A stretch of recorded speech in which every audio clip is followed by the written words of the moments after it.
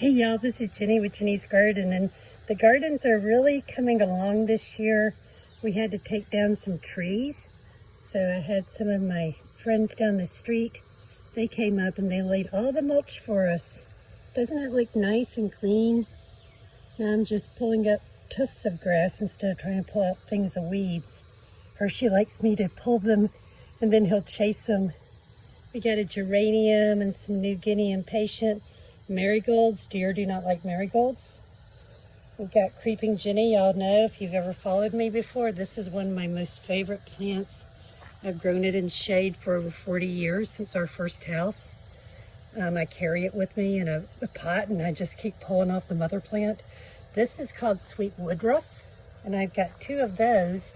I've never really grew sweet woodruff before because I just did not have the right location. And this one, man, it's going gangbusters, so I think it's very happy. What I wanted to show you is, ta-da, da-da-da-da. You're probably like, what is that, Jenny? This is, I'm 5'4", and this is about 5'7" in the pot, so you have to count the pot.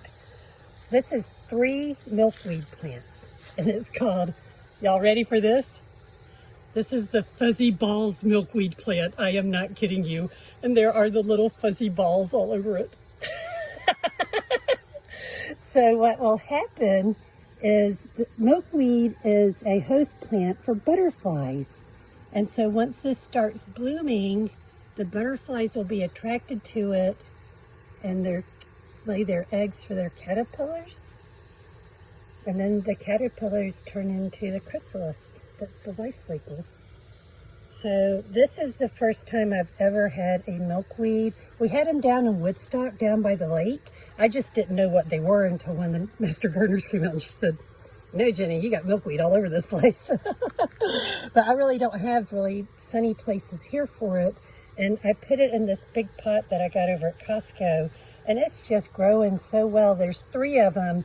And I put a support stake and then I just kind of gently wrap them around and they're just making this big, nice, healthy kind of almost a bush, huh?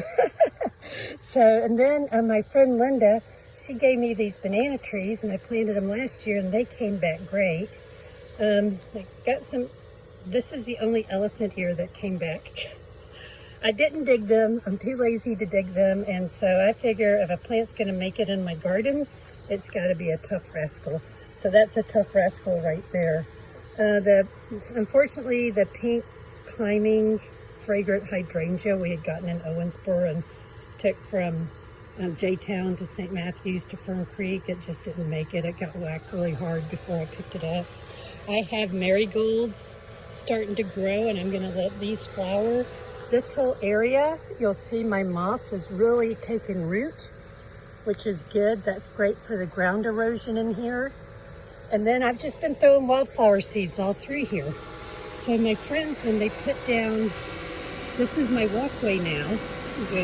Sorry, ugly heat pump, but necessary. But God, y'all, it's hot out here. And then here's the little patio garden. It's coming along. I'm surrounding it with a pollinator garden. So I think what we're gonna do is we're gonna put steps that come from like just stepping stones and do them up and around here, maybe. And then down here, my lovely striped boulders. I don't know if y'all remember those. Corey and them put them in for us. But you can see where the wildflower greens are starting to really thicken up. So I'm hoping we'll have a, our summer's been very weird in Kentucky. It's been a very, very cool, tepid summer, not like everyone else has had. And my seeds, some of them did not start sprouting up like I thought they would. And then we had a good rain. I put out some more seed. And, wildflower seed's pretty cheap. So I'm just going to make this a pollinator garden. And then we'll have the stepping stones weed eated around so you can walk through and see all the different bugs and stuff. Here's some little yellow flowers, y'all. It's starting. You can say I saw it first. I have some volunteer sunflowers right here because the squirrels like to get in that white bird feeder and get get all the seeds out.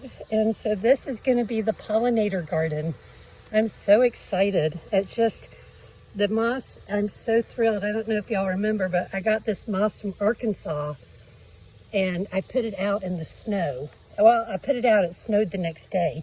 And that's the best time to plant moss and clover.